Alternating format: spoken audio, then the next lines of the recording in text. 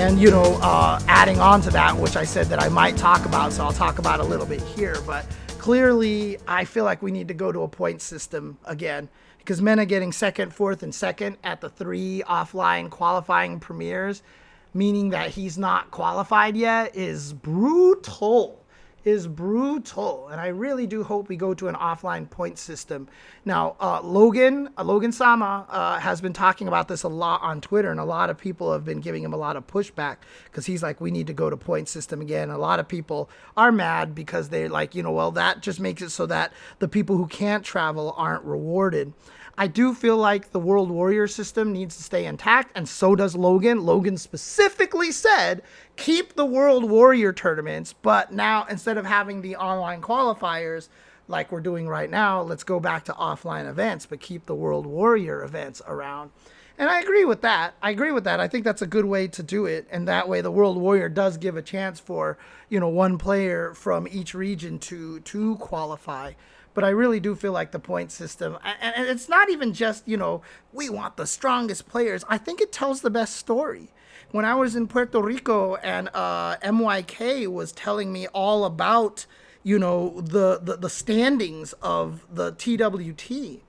Dude, like, I got really into it all of a sudden. I was just like, oh, shoot, I really hope that this person wins this, and I hope that that person wins that, and I hope that this person, like, it just creates a good story. It creates a lot of things for people to keep track of, to like, this person needs this many points, and this person's up here and that. It gives us a stronger seeding in the actual tournament, etc., etc. So I think that's just kind of how it works, honestly. I think I like that.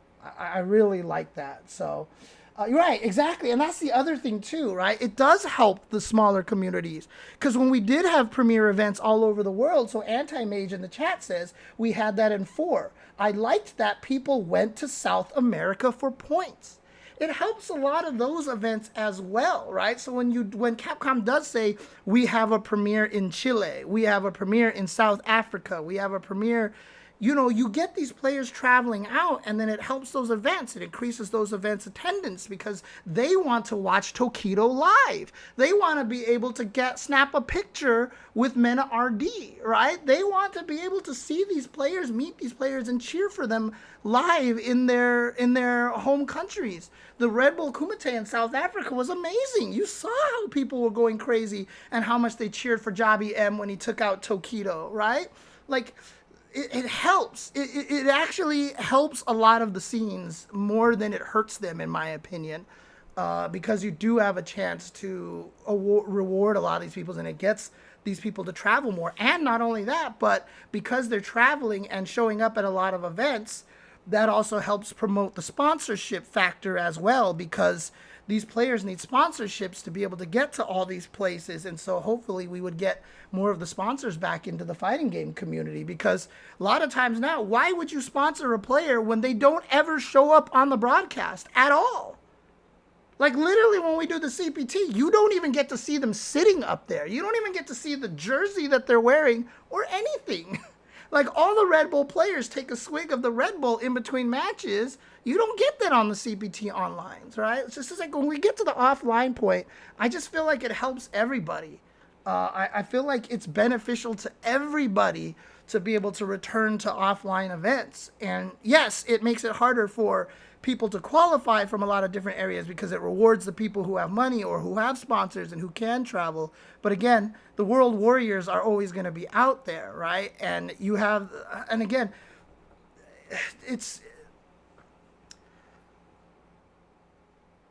we go from having 2 players from each region to 1 player from each region, right? Because before it's the online qualifier and then the World Warrior. And clearly we saw last year some of the best stories. We're seeing a lot of those people qualifying. Like, it was great seeing guys like Jabi M and, a whole bunch of other guys qualify from other areas. And I know, like, I want to be like, you know what, they should just make it so that we double the number of players. And so maybe we can have the people who qualify by the onlines, and the people and have the offline points guys. Maybe the guys who qualify in the onlines have an extra round to fight against, kind of like the CTWC, how there's always one round where a bunch of people get the buys. Maybe the guys with the points get the buys, and the people who qualify in the online qualifiers have to play one extra round or something like that. We can figure something out. The hardest part is that it's expensive to fly everybody out, and while Capcom obviously is a very wealthy company with properties like Monster Hunter and Devil May Cry and Resident Evil and such, it's still, just because a company has money doesn't mean every department has that money. I understand it's not that simple, so I'm not just going to be like, well, why doesn't Capcom just do this and use all the Resident Evil money? That's just not how the world works, unfortunately. But if that's something they can consider, and maybe something that they could swing, getting more people there and having an earlier round, for example, for the online qualifiers, and then they get into the next round where then they are paired up with all of the guys with points and stuff like that. I think that would be really cool. I think that would be really, really cool. So, right, exactly. And a lot of times you'll see like RB in front of their names. Well, what does that mean, right? Yeah, exactly. So once we get back to offline, I actually do think that helps everybody. I think that helps everybody in the end. And it just makes it more exciting. It makes it feel more exclusive. It makes it feel more like exciting, right? Because then the other problem too right now is our viewership. Brian F. talked about how the viewership for the France premiere is actually kind of low. And the problem is that not enough people are traveling to make us be like, oh snap, we're going to see all these international players go up against each other. Like, honestly, like very few U.S. players traveled out to France. Very few U.S. players traveled out to Singapore either, right? We didn't get those kind of matchups. And frankly, between the top players, we see like NuckleDu versus Punk like every single week. We almost see it every single week. We're kind of saturated at this point. We're kind of numbed to a lot of this. But if we can get back to the offlines and make it so that, you know, the France premiere was run at UFA, the Singapore premiere was run at SEAM, you know, it brings back the community aspect. It brings back that live aspect. It brings back the majors kind of feel. And I think that helps a lot. And I think that just makes a lot of sense, to be honest with you. So yeah, and then it just gives people opportunity to go and meet people, like Van Horn says. I really think that that's how it works, honestly. I think it needs to be better. But I'm not saying Capcom made a mistake. They're obviously pivoting off of, one, a game being released halfway through the year, so they had that much less time to plan.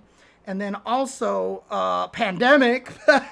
That's an absolute valid reason why Capcom shifted to the online. And, you know, maybe they felt the online was working really well for them, instead of trying it out for just a year like this to lower expenses and maybe save money for the $1 million prize pool or something like that. But it's tough. It's tough. And yeah, taking a huge financial loss, taking time off work to enter a tournament where only one person qualifies is not worth it. Exactly. So if you can actually gain points, there's more reason to go, right? Because you can work towards something. Obviously, you're going to have to travel more often, but it's, again, the problem with it is that there's always going to be a negative to either side.